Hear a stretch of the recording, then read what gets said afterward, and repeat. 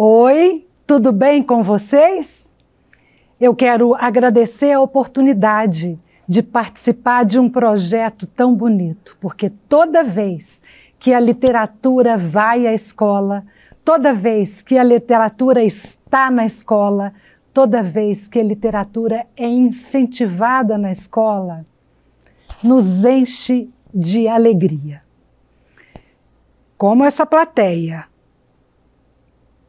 não tem criança, a escolha hoje acho que foi acertada.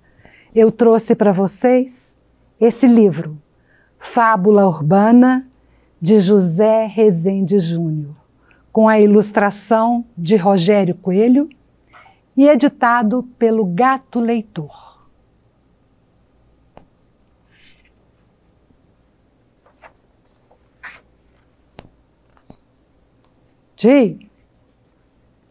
Tim, paga um livro. Não tenho trocado. A resposta escapuliu assim num refluxo, automática. Uma resposta padrão, como se fosse aquele o pedido mais natural do mundo. Livro? Refletiu um segundo depois o homem de terno. Teria o menino pedido um livro, ao invés de um trocado, uma moeda, um real? Mesmo que houvesse o menino pronunciado um coerente, Tim, paga um lanche que eu estou com fome, ainda assim, alguma coisa estaria fora do lugar. A começar pelo diálogo em si. Como haveriam de contracenar neste mesmo cenário, shopping center de luxo, 10 horas da noite, personagens tão opostos quanto este, o homem de terno, e aquele outro, o menino pobre que pedia livro, dinheiro, comida ou outra coisa qualquer. Era, pois, um diálogo inexistente, concluiu o homem de terno. Pode ser qualquer livro, tio. A insistência do menino devolveu o homem de terno a uma realidade absurda. Olhou em volta e não viu um segurança sequer, nem um sinal de câmera, de vigilância, nem o mais remoto zumbido de walkie-talkie. Como deixaram entrar? Irritou-se. Não que o homem de terno temesse alguma violência por parte daquela triste figura em miniatura. Talvez até temesse, mas em situação diferente. Ele parado no sinal vermelho, tarde da noite, vidro do carro estupidamente aberto, e o menino, caco de vidro em punho, magro, grunhindo com a voz gosmenta de craque. E aí, tio, paga um livro, tá ligado? Talvez até temesse. Fosse o menino menos menino, não mais o embrião de um perigo futuro, mas o perigo em si, já maduro, aqui e agora. Não, ainda é cedo para ter medo, pelo menos desse aí. Talvez daqui uns 3 ou 4 anos. Calculou o homem de terno, avaliando com alívio a altura e o peso do menino. Mas, na sequência, o alívio deu lugar à indignação. Ora, o homem de terno pagava os impostos, dízimos, deixara o carro no estacionamento automatizado, guardara o ticket no paletó do bolso, tomara o elevador panorâmico e escolhera o andar onde reluziam as lojas que desejava. Fizera tudo certo. Tinha, pois, o direito constitucional e sagrado de não ser afrontado por tamanha realidade, ainda mais numa fortaleza projetada para resistir a toda e qualquer ofensiva da vida real.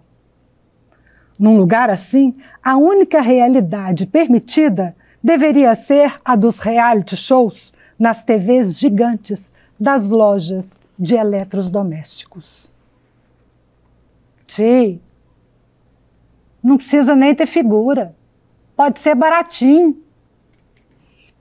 De tão pequeno, o menino coube da cabeça aos pés num único olhar do homem de terno. O figurino não parecia adequado ao personagem menino clássico de rua, que exige calção surrado, pés descalços, cobertor fedorento jogado nas costas nuas. Não. Talvez graças a esse artifício de fugir ao figurino padrão da miséria e do abandono, conseguia o menino pobre burlar a segurança e invadir o reino encantado e proibido dos shopping centers. Negligente segurança, rosnou em pensamento o homem de terno. A pobreza do menino, é certo, estava camuflada sob certo grau de dignidade. Era possível que até tivesse mãe, o menino, mas pai, ausente ou alcoólatra, diagnosticou o homem de terno. Mesmo disfarçada, a pobreza do menino não resistiria ao olhar de um segurança mais atento. A camiseta toda desbotada era enorme, de certo herdada do irmão mais velho, morto pela polícia ou por uma gangue rival. Tentou adivinhar o homem de terno e acrescentando em pensamento: Deus, como essa gente faz filhos. A calça velha, com a barra puída, não fazia melhor figura. O tênis até parecia de marca, o que não escapou ao implacável veredito do homem de terno. Imitação ou roubado, com toda certeza. Para completar, além de imundo, o tênis do menino tinha um barbante encardido, fazendo as vezes do cadarço. Caso persistisse alguma dúvida quanto ao lugar da pirâmide social ocupada pelo menino, era só conferir a marca registrada da pobreza infantil. O nariz a escorrer num resfriado eterno e sem remédio. O menino secou provisoriamente o nariz com o dorso da mão e voltou à ofensiva, dessa vez com o olhar silencioso que implorava, reivindicava, cobrava, acompanhado da interjeição incisiva e curta, que ao homem de terno soou quase agressiva. Hein? O homem de terno olhou em volta, em busca do deserto vazio e seguro de todos os shopping centers do mundo. O deserto que é feito de multidões de consumidores e infinitas sacolas de compras. Mas não havia ninguém. Está ficando tarde, pensou o homem de terno, agora um pouco tenso. Os únicos vestígios de presença humana vazavam justamente da livraria, cuja fachada de vidro refletia dois seres de dimensões tão diferentes, frente a frente, num encontro improvável. O homem de terno cedeu, entrou, seguido pelo menino. Caminharam quase juntos, mais distantes, até o fundo da livraria. Escolhe. Mal pronunciou o homem de terno o imperativo escolhe, cujo significado o pequeno interlocutor apenas intuía. Pôs-se o menino a percorrer as prateleiras entulhadas de livros de todas as cores e tamanhos. Ti, como é que escolhe? O homem de terno olhou longamente para baixo, até que não restasse qualquer dúvida sobre a meninice daquele menino, e concluiu que não havia mesmo por que temê-lo, não ainda, não esta noite, não neste lugar. O homem de terno percorreu então com os olhos e dedos as lombadas dos volumes expostos na prateleira. Puxou um, mais ou menos ao acaso, e estendeu ao menino. Virou-lhe as costas, deu alguns passos em direção ao caixa, já sacando o cartão de crédito, à espera de um agradecimento comovido, que não veio. Ti, lê para mim. Sem saber a razão, sem ao menos perguntar a razão, o homem de terno estancou. Deu meia volta, estranhando a si mesmo. Leu. Ou melhor, esquivando-se ao trabalho de apanhar o óculos de leitura no bolso interno do paletó, folheou meio cego o livro de fábulas, valendo-se da memória esquecida de quando era criança. E emendou uma história na outra, embaralhando enredos e personagens da infância, distante, que só agora se dava conta, jamais compartilhara com os próprios filhos. Era uma vez um gato de botas perdido na floresta com sua irmã Maria, que era bruxa e usava o chapéuzinho vermelho. Aí logo chegou o lobo mau, perseguindo a Branca de Neve, montando no tapete mágico, e encontrou a bela adormecida, cercada por 7 anões e 3 porquinhos. Lia o homem de terno num fôlego só. Entonação a princípio displicente, incapaz de refletir a tensão de personagens mergulhados em destinos tão fabulosos e trágicos. Mas tanta atenção prestava o menino, os olhos brilhantes, à véspera do sorriso emoldurado pela secreção eterna a escorrer do nariz, que se viu o homem de terno obrigado a administrar exageros, costurar com alguma coerência diálogos mal ajambrados e emprestar um arremedo improvisado de ordem ao caos que ele próprio criara, e emoldurar a voz ao sabor das aventuras e desventuras, e conjugar sortilégios e reconciliar amores impossíveis. E no fim, já quase sem fôlego, punir os maus e recompensar os bons. E melhor, só não fez o homem de terno, que nunca havia contado histórias, porque era tarde, ou por não suportar o assombro familiar e o sorriso antigo que num dia remoto foram seus e agora pertenciam ao menino. E foi-se o homem de terno até o caixa da livraria ao elevador panorâmico, do elevador à garagem automatizada, da garagem à rua, tudo num único movimento, sem olhar para trás. E já guiava o homem de terno o automóvel veloz pelo trânsito lento, a boa ação recente, aos poucos, embotada pela culpa. A culpa que num instante era semente e no outro floresta centenária. A culpa não pela posse de tantos livros e coisas eternos. A culpa não pelo medo inicial e a intolerância de sempre.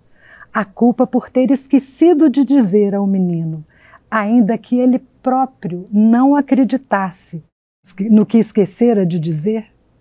A culpa por ter esquecido de concluir, dizendo ao menino. E foram todos felizes para sempre. Porque é assim que terminam as histórias, ou era assim que deveriam terminar todas as histórias do mundo. E foi ruminando o amargor da culpa que o homem de terno parou no sinal vermelho. E foi ainda, ruminando o amargor da culpa, que percebeu, tarde demais, o vidro do carro estupidamente aberto. No sinal vermelho, àquela hora da noite.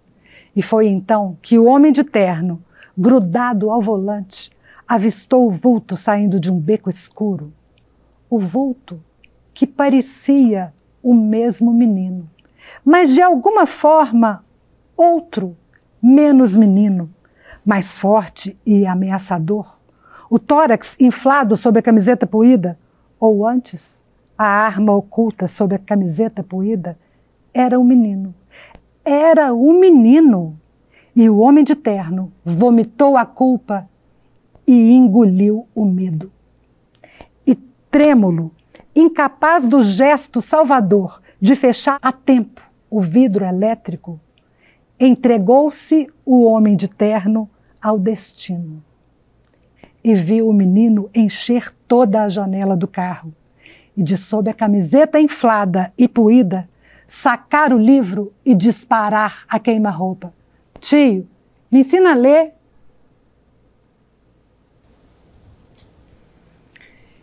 E agora, uma surpresa para vocês. A gente pode agora chamar o autor, o escritor dessa obra para bater um papo conosco. É com muita honra e muito prazer que eu convido o José de Rezende Júnior para vir ao palco e conversar com essa beleza de gente que está à nossa frente. Oi, Ângela. Obrigado pela leitura. Fiquei mais uma vez emocionado. Muito obrigado. Oi, gente. É um prazer estar aqui conversando com vocês. E estou aqui para responder as perguntas que vocês gostariam de fazer, mas vão fazer através da Ângela. Então, ele, além de autor, ele me deu um poder aqui de capturar os desejos, as vontades. Bom, se eu não conseguir capturar todas as perguntas que vocês gostariam de fazer, vocês podem escrever depois, que a gente dá um jeito de chegar na sua mão, não é, José Rezende? Sim, responderei com muito prazer. Eu vou perguntar agora, então, para o José Rezende, porque uma história, será que uma história pode puxar outra história? Eu sei que ele visita as escolas para falar sobre a obra dele, para apresentar o livro. Alguma dessas vezes surgiu uma história interessante, uma pergunta mais diferente? Como é que são essas visitas nas escolas? Bom, Ângela, cada visita à escola é uma história diferente. Então, assim, é uma história que puxa várias histórias, como você falou. Então, eu já tive a oportunidade de conversar com várias turmas, né?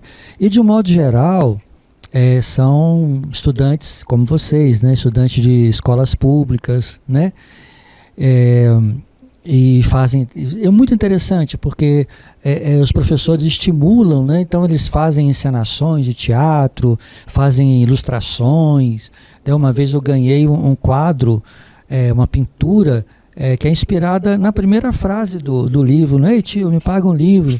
Um aluno lá do Gama me deu de presente, está lá na minha escrivaninha, o meu local de trabalho. Eu fico muito feliz. Então, cada ida à escola é uma história diferente. Mas eu me lembro que uma única vez eu fui falar numa escola particular. E é uma escola que cobra uma mensalidade muito cara. Então, é uma escola que estudam crianças e adolescentes, né, filhos de pais que têm mais condição financeira, né, que têm muitos recursos, né, e foi muito interessante, foi um desafio para mim, porque eu ia falar, esse livro, ele fala de uma história, de uma realidade que é distante da realidade daqueles alunos, porque fala de pobreza, e lá não tem pobreza, não tem nenhum aluno pobre naquela escola. Então foi um desafio para mim. Eu estava um pouco nervoso, falei, como é que vai ser isso? É uma escola lá do Lago Norte.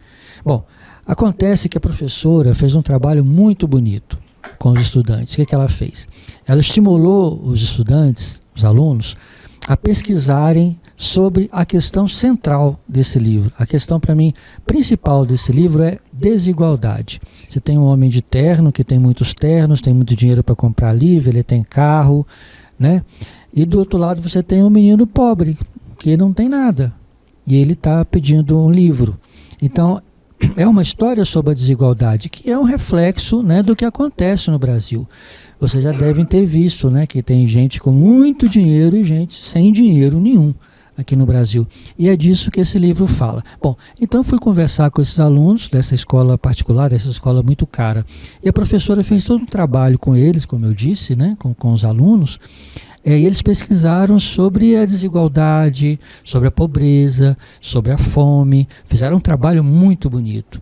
E eles ficaram muito impressionados, os meninos, quando eles descobriram que aquilo que eles gastavam no domingo indo ao shopping center para ver o cinema, ir ao cinema, comprar pipoca, comprar uma Coca-Cola, fazer um passeio qualquer, aquilo que eles gastavam no único domingo era a mesma quantia que uma família pobre lá do Nordeste tinha para passar o mês inteiro. Uma família com mãe, com pai, com filhos, né? Eles tudo que eles tinham para passar um mês, para sobreviver, né? Para se alimentar e para atender as outras necessidades, né? Que eles têm, comprar roupa, material escolar, tudo isso. Então, o que eles tinham no mês era o que os meninos daquela escola na qual eu estava conversando, com os quais eu estava conversando, eles gastavam num único domingo. Aquilo foi muito chocante para eles. Eles fizeram muitas perguntas sobre isso, né? Eles já tinham pesquisado, mas fizeram outras perguntas e fizeram um rap muito bonito, né? Contando essa história, falando sobre o livro, falando sobre a desigualdade.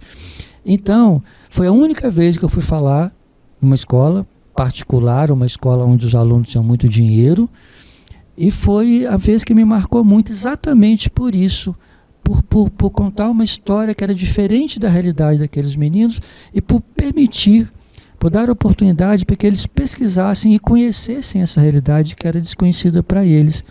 Então eu acho que o livro teve um papel muito importante para virar uma chavinha na cabeça dessas crianças, desses adolescentes. Tomara que vire muitas chavinhas. Agora, essa história, Zé, me puxa uma outra curiosidade.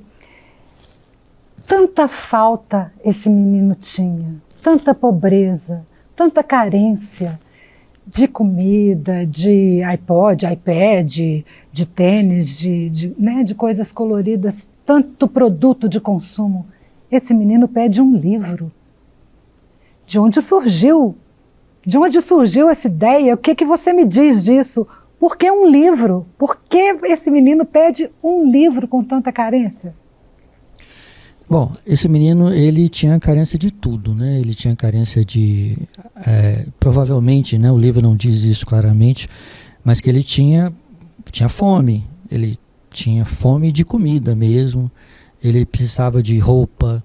Ele precisava de tudo, né? Tudo faltava para ele, tanto que ele está muito mal vestido, coitadinho. Ele consegue dar uma certa dignidade, né? Ele consegue uma camiseta velha, uma calça velha, um tênis velho, e para se apresentar com dignidade, né?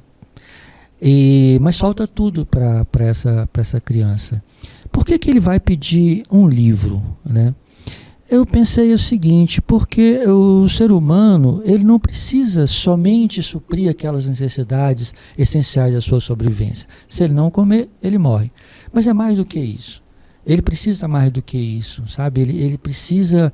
Porque o ser humano é isso, o ser humano é diferente dos outros animais, né? Os outros animais também precisam de carinho. Quem é que não tem aí um cachorro, não tem um gato que gosta de carinho, gosta de cafuné, gosta de amor, né?